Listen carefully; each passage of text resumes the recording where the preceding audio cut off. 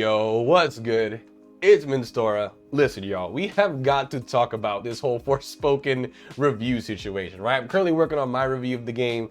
I got it when it released yesterday to the public on the 24th, so that review is coming. But real quick, y'all gotta let me rant. There's something I want to highlight in regards to what's going on with this game and its reviews and what have you. Can we talk about how gamers just insist on dogpiling on a game that they haven't even played yet? Like, they haven't even touched it, and they're just talking like the utmost smack about the game. In specific with Forspoken, I'm seeing so many gamers just taking review scores as absolute gospel. Or heavens forbid, right, that their favorite streamer or content creator said that they thought the game was bad. I'm seeing people, when it comes to interacting or talking about this game on social media, some of them are legitimately like, streamer person said that the game was bad, therefore game bad. Like, my favorite streamer doesn't like it, so I can't like it. Like, I'm not kidding you. That's how some of these people are when it comes to talk about this game on social media. Reason I can say this is, right, what brought about this, what brought this whole video on is that yesterday, the day that the game came out, I uploaded a single TikTok saying, hey, if you don't like the game's cringy dialogue and voice acting, if that's your main issue with the game, Forspoken is much better if you play it in the Japanese dub. It has an option to switch the voice acting to the Japanese with subtitles. And I say this as someone who, I'm currently at a conversational level when it comes to speaking Japanese. I have some proficiency with the language. I can have full-on conversations, watch Japanese cable TV, you know what I'm saying, with no subtitles, understand most of it. I've got some knowledge in this language. I've judged this dub, and it's pretty good so far. So you're good. If that should fix one of the major issues with the game for you. I never said the game was amazing. I never said people should go out, spend their hard-earned money on this game. All I said was the Japanese dub in Forspoken is really good. I got flooded, bombarded with comments talking about PS3 graphics. The game is still just awful. And it just baffled me, y'all. First of all, the game looks good, all right? PS3 graphics, what? Y'all are tripping. The game looks good. Not amazing, but it does look good. At least on performance mode, on PS5, that's what I've been playing on, right? There is a weird issue with the game graphically. The lip syncing is just uncanny or outright just weird at points, whether you play it Japanese, English, whatever. That is an actual detractor for how the game looks. So the lip syncing is all over the place, but just pure graphically, like how it looks, it does look good and outright impressive at some points. There's certain cutscenes or like certain points of the game, I'm like, wow, this looks impressive, beautiful, pretty, like whatever, it looks really good, at least at some points, right? Second of all, as of the making of this video, and I made that TikTok actually yesterday, so all those comments that I was getting those comments the day the game came out, like in the middle of the afternoon, like around 5.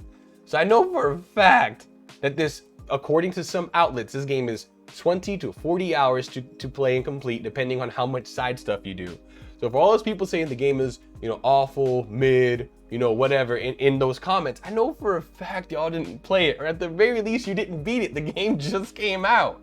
I understand this point, right? I understand, it's cool. Games are expensive nowadays. Not everyone wants to spend 70 bucks on a game just to see if it's good. And that's not what this video is about at all. Reviews have their use. Reviews are very important, and taking, opinions from your favorite content creators, looking at gameplay and using all of that has a very important use. You take in all these different pieces of information to then form your own opinion and make an informed decision on whether or not a game is for you, whether or not you should spend your hard-earned cash to go out there and cop, to buy this game, right? That's what reviews are for. And I'm not knocking that at all. I'm not saying, oh, these reviewers are bad for giving the games a bad score. No, that's their opinion, and they're perfectly valid in doing that. And you're perfectly valid for taking that review and decide, nah, I don't want to buy this game. That's fine. But what isn't valid is people taking these review scores or regurgitating what their favorite content creator or what their favorite review said about the game and using that to just absolutely talk crap on the game and just talk down on it, say it's awful, how do you know that? You haven't played it. There's reviews all across the board. I think it was Easy Outlets gave it an 8 out of 10. One of my trusted review outlets gave it an 8 out of 10. IGN gave it like a 3 or 5, whatever. So How do you know the game is just absolutely awful when you haven't even played it? It seems like you're trying to judge a game, and you're talking about a game saying with certainty, like that you know for sure, nah bro, this game is bad, it's awful, when you haven't even played it. It honestly makes you look kind of dumb to just take a review and be like, nah, I know for a fact this game is bad. It's stupid. It's stupid. You know that this reviewer thought the game wasn't good, and you know that that was enough for you to be like, I don't want to buy it yet. I might get it on sale, might skip over it, whatever. All that's fine. But to talk down on a game and just dogpile on it when you for yourself haven't played it, it just comes off as stupid to me personally, right? Like, there's too many games out there that got bad reviews that I ended up liking. And too many games out there that got good reviews that I ended up disliking. For me, at the age I'm at, to just go by reviews alone would be stupid with how many times that has happened. I'll check out a review for a game, but man, this person hated it.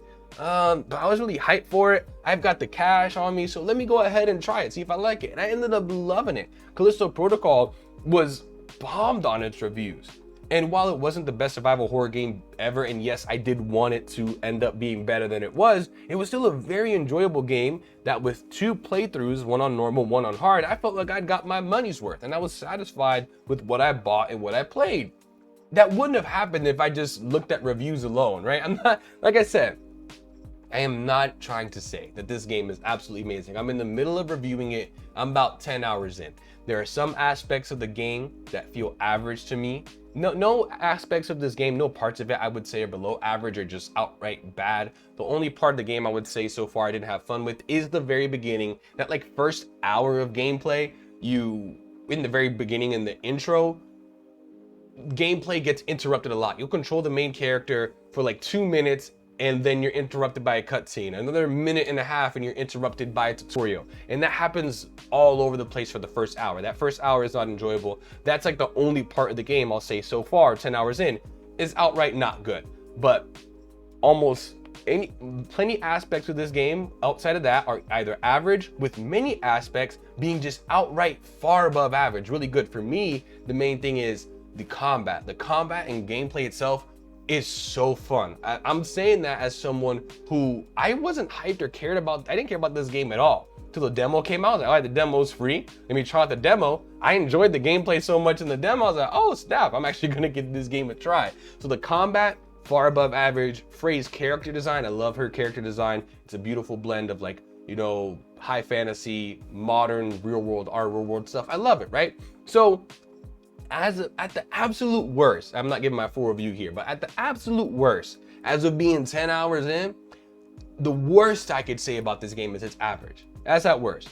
At best, there's gonna be aspects of this game that many people love, like various aspects of it, the world, lore, gameplay, story. The story is pretty interesting. It's good enough so far. Like I'm really interested in seeing where it goes. I don't know if it's bad or good yet, but at least as of right now, the story, I'm interested, right?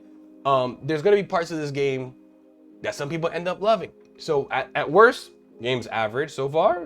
At best, just parts of it people are gonna absolutely love.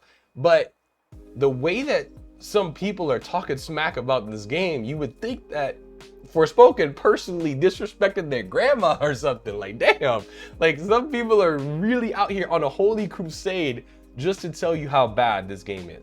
Like the amount, when I streamed it, and I'm gonna keep streaming it the day it first came out, the amount of people that would constantly return back and forth to my stream just to tell me, oh, you're playing a bad game while I'm out here having fun with it. I'm like, do you have nothing better to do?